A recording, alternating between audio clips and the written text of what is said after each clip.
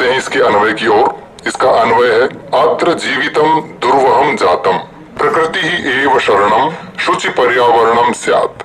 महानगर मध्य कालाय सचक्रम अनिशम चलत मनः शोषयत तनु पेशयत सदा वक्रम भ्रमति अमुना दुर्दान्तैः दशनैः जनग्रसनम न एव स्यात्। अत्र यानी यहाँ, जीवितम यानी जीवनम जीवन, दुर्वहम यानी दुर्भर कठिन, जातम हो गया है, प्रकृति ही यानी प्रकृति, एव ही शरणम यानी शरण आश्रय है, शुचि पर्यावरणम अर्थात पवित्र यानी स्वच्छ पर्यावरण, स्यात् यानी हो, महानगर मध्य यानी महानगरों में, कालाय सचक्रम अर्थात लोहे का पहिया, अनिशम दिन रात, चलत चलता हुआ, मनः यानी मन को, शोषयत शोषण करता हुआ या सुखाता हुआ, तनु यानी शरीर को, पेशयत पीसता हुआ, सदा यानी हमेशा, वक्रम भ्रमति वक्र यानी टेढ़ा चलता है, अमुना इससे ऐसी स्थिति से, दुर्दांतई यानी भयंकर,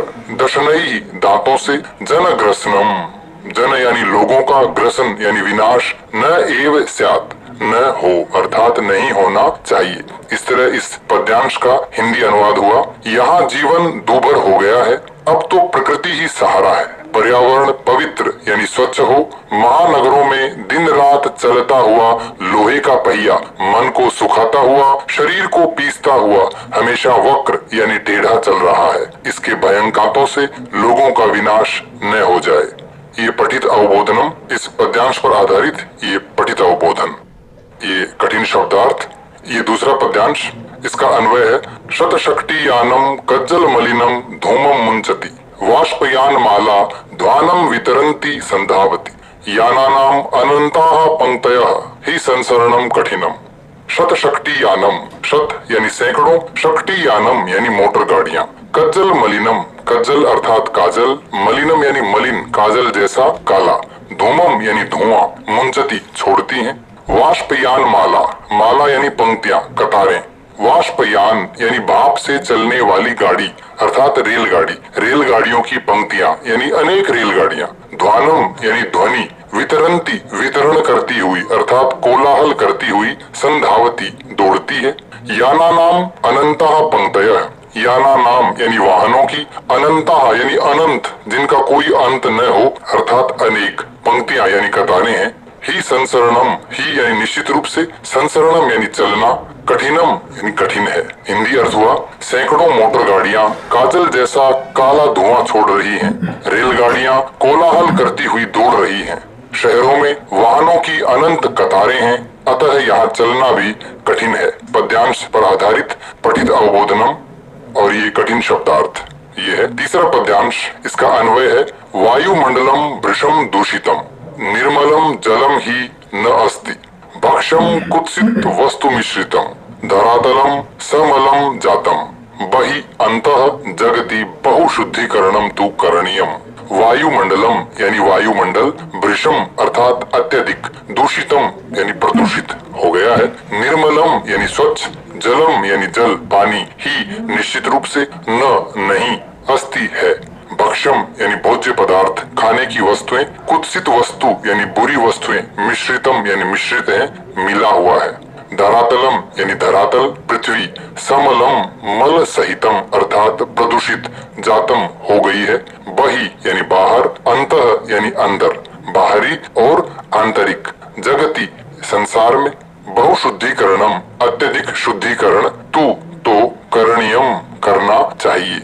हिंदी अर्थ है वायुमंडल अत्यधिक प्रदूषित है, जल भी निश्चित रूप से स्वच्छ नहीं है, खाद्य पदार्थों में बुरी चीजों की मिलावट है, पृथ्वी गंदगी युक्त यानी प्रदूषित हो गई है, अतः संसार में बाहरी और भीतरी शुद्धि करनी चाहिए, यानी संसार में शुद्धता अर्थात सफाई की बहुत आवश्यकता है। ये इस पद्यांश आधारित पठित अवबोधनम, ये कठिन शब्दार्थ। चौथा पद्यांश है और इसका अन्वय है माम कंचित कालम अस्मात् नगरात् बहु दूरम नय अहम ग्रामांते निर्झर नदी पयः पूरम प्रपश्यामि एकांते कांतारे क्षणमपि में संचरणम स्यात्। माम मुझे, कंचित कालम कुछ देर के लिए, अस्मात् नगरात् इस नगर से यानी शहरों से बहुदूरम बहुत दूर न ले चलो। अहम मैं ग्रामांते गांव के अंत में यानी गांव की सीमा पर, निर्झर यानी झरने, नदी यानी नदियां, पयापूरम यानी जलाशय, तालाब आदि, प्रपश्यामी देखता हूँ यानी देखना चाहता हूँ।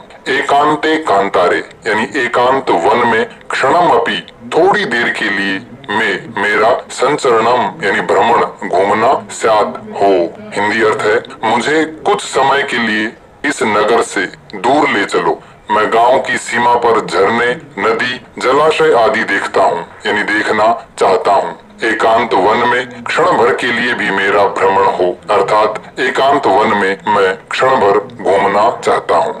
ये पद्यांश आधारित पठित अवबोधन, विद्यार्थी इसका अभ्यास अवश्य करें।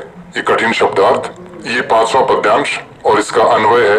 हरित तरुणाम ललित लतानाम माला रमणीया, समीर चालिता कुसुमावली में वर्णीया स्यात्, नवमालिका रसालम मिलिता रुचिरम संगमनम स्यात्। हरित तरुणाम यानी हरे भरे पेड़ों की, ललित लतानाम, ललित यानी सुंदर, लतानाम यानी लताओं बेलों की, माला यानी पंक्तियां, रमणीया सुंदर हैं। समीर चालिता, समीर यानी हवा, चालिता यानी चलायमान गतिमान, अर्थात हवा से हिलती हुई, कुसुमावली ही फूलों की पंक्तियां, में मेरे लिए, वर्णीय यानी वर्णीय अर्थात चुनने योग्य स्यात् हो। नव मालिका, मालिका कहते हैं चमेली, नई चमेली की बेल। रसालम मिलिता, रसालम अर्थात आम, मिलिता यानी मिलकर, रुचिरम सुंदर, संगमनम, संगम अर्थात मिलन स्यात् हो। हिंदी अर्थ है हरे भरे वृक्षों और सुंदर लताओं की माला मनमोहक हैं तथा हवा से गतिमान यानी हिलती हुई फूलों की पंक्तियां मेरे चुनने योग्य हैं। आम के पेड़ से नव मालिका यानी चमेली का सुंदर समागम यानी मिलन हो, अर्थात प्रकृति का दृश्य अत्यंत मनमोहक है। ये इस पद्यांश आधारित पठित अवबोधन, ये कठिन शब्दार्थ।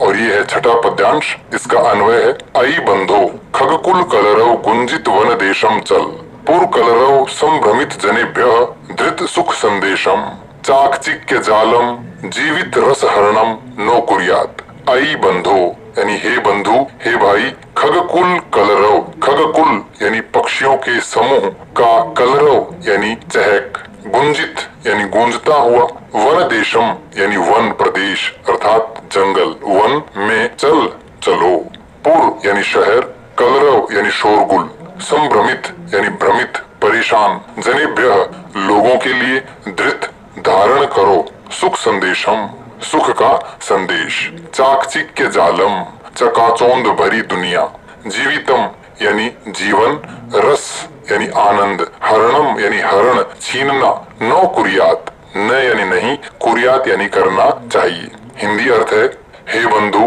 पक्षियों के मधुर कलरव यानी चहक से गुंजित वन प्रदेश में चलो, अर्थात ऐसे वन में चलो जहाँ पक्षियों का मधुर कलरव हो। नगर के कोलाहल से भ्रमित लोगों के लिए सुख संदेश धारण करो। चकाचौंध भरी दुनिया जीवन रस यानी आनंद का हरण न करे।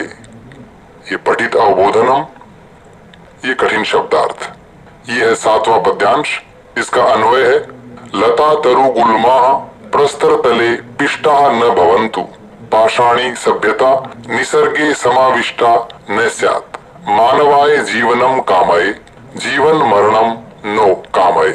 लता यानी लताएं बेलें, तरु यानी वृक्ष, गुल्मा यानी झाड़ियां, प्रस्तर तले पत्थरों के नीचे, पिष्टा यानी पिसना, न भवन्तु न हो, अर्थात लताएं पेड़ झाड़ियां इत्यादि पत्थरों के नीचे न पिसें।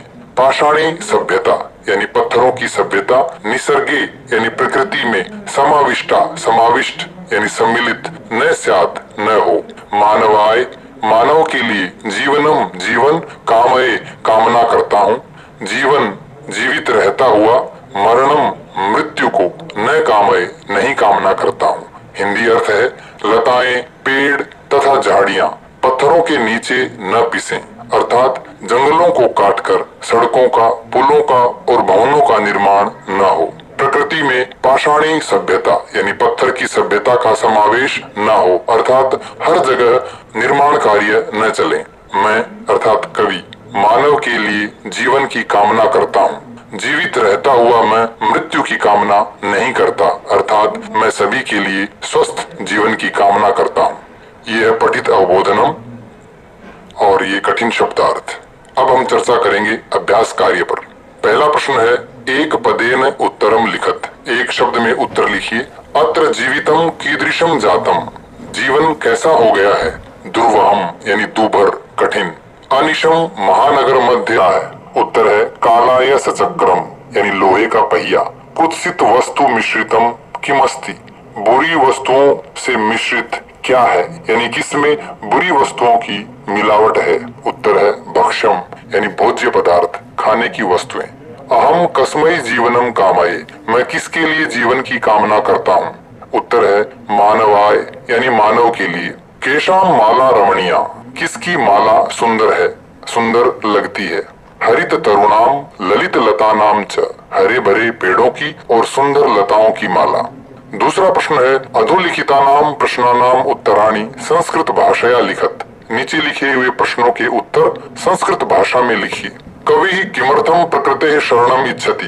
कवि किस कारण से प्रकृति की शरण चाहता है। उत्तर है नगरेषु जीवनम दुर्वहम जातम, अतः कवि ही प्रकृते शरणम इच्छति। नगरों में जीवन बहुत कठिन हो गया है, अतः कवि प्रकृति की शरण चाहता है। कस्मात् कारणात् महानगरेषु संसरणम कठिनम वर्तते। किस कारण से महानगरों में चलना कठिन हो गया है।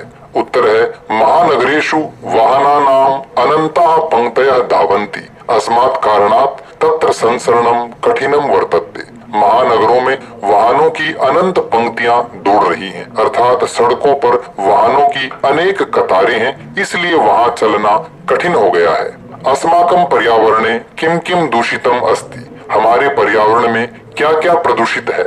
उत्तर है अस्माकं पर्यावरणे वायुमंडलम जलम धरातलम भक्ष्यम च सर्वम दूषितम अस्ति। हमारे पर्यावरण में वायुमंडल, जल, धरातल, भोज्य पदार्थ आदि सभी दूषित हैं। कवि कुत्र संचरणम कर्तुम इच्छति। कवि कहाँ घूमना चाहता है। उत्तर है कवि नगरात दूरम एकांत कांतारे संचरणम कर्तुम इच्छति। कवि शहर से दूर एकांत वन में भ्रमण करना चाहता है। स्वस्थ जीवनाय कीदृशे वातावरणे भ्रमणीयम। स्वस्थ जीवन के लिए कैसे वातावरण में घूमना चाहिए। उत्तर है स्वस्थ जीवनाय स्वच्छ प्राकृतिक वातावरणे भ्रमणीयम।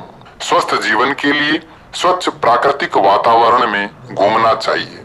और अंतिम प्रश्न है, अंतिमे पद्यांशे कवे का कामना अस्ति। अंतिम पद्यांश में कवि की क्या कामना है।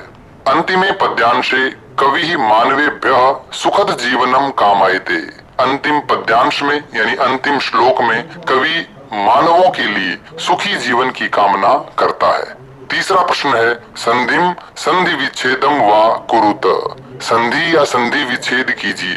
प्रकृति रेव, प्रकृति ही प्लस एव।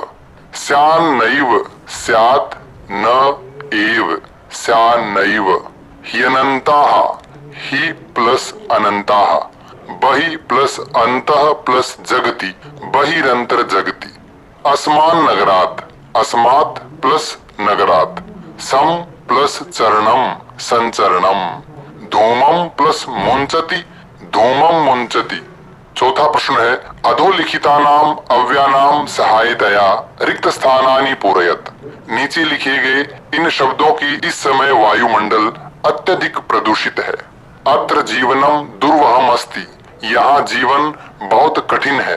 प्राकृतिक वातावरणे क्षणम संचरणम अपि लाभदायकम भवति। प्राकृतिक वातावरण में पल भर घूमना भी लाभदायक होता है। पर्यावरणस्य संरक्षणम एव प्रकृति आराधना। पर्यावरण का संरक्षण ही प्रकृति की आराधना है, प्रकृति की स्तुति है। सदा समय से सदुपयोग करणीयः। हमेशा समय का सदुपयोग करना चाहिए। भूकंपिते समय बहिगमनम एव उचितम भवति। भूमि कंपन के समय अर्थात भूकंप के समय बाहर जाना ही उचित होता है। यत्र हरितिमा तत्र शुचि पर्यावरणम। यानी जहाँ हरियाली है वहाँ पर्यावरण स्वच्छ यानी पवित्र होता है। पांचवा प्रश्न है अधोलिखिता नाम पदानाम पर्याय पदम लिखत। नीचे लिखे गए इन शब्दों के पर्याय यानी समानार्थक शब्द लिखिए। सलिलम जलम, आम्रम रसालम, वनम कांतारम, शरीरम तनुः, कुटिलम वक्रम, पाषाणः बनकर लिखिए। सुकरम दुर्वहम, दूषितम शुचि, गृह्णन्ति वितरन्ति, निर्मलम समलम, दानवाय मानवाय, शांताः अनंताः नाम च लिखत। उदाहरण के अनुसार पाठ से चुनकर समस्त पद और समास का नाम लिखिए। उदाहरण है मलेन सहितम अर्थात समलम, समास है अव्ययी भाव। हरिताः च ये तरवः तेषाम, हरित तरुणाम, समास का नाम है कर्म धारय। ललिताः च याः लताः तासाम, ललित लतानाम, कर्म धारय। नवा मालिका नव मालिका, कर्म धारय। धृतः सुख संदेशः येन तम, धृत सुख संदेशम, बहुब्रीहि। कज्जलम इव मलिनम, कज्जल मलिनम, कर्म धारय। दुर्दान्तैः दशनैः, दुर्दांत दशनैः, कर्म धारय। अंतिम प्रश्न है रेखांकित पदमाधृत्य प्रश्न निर्माणम कुरुत। रेखांकित पदों के आधार पर प्रश्न निर्माण कीजिए। शकटियानम कज्जल मलिनम धूमम मुंचति। मोटर गाड़ियां काजल जैसा काला धुआं छोड़ती हैं। तो इस शब्द के आधार पर प्रश्न बनाना है। तो काजल जैसा काला, तो हम प्रश्न पूछेंगे कैसा, और हमारा वाक्य होगा शकटियानम कीदृशम धूमम मुंचति। मोटर गाड़ियां कैसा धुआं छोड़ती हैं। उद्याने पक्षिणाम कलरवम चेतः प्रसादयति। बगीचे में पक्षियों का कलरव यानी चहक मन को प्रसन्न करती है। तो पक्षिणाम पक्षियों की, तो प्रश्न पूछेंगे किसकी, और हमारा प्रश्न होगा उद्याने केशाम कलरवम चेतः प्रसादयति। बगीचे में किन का कलरव यानी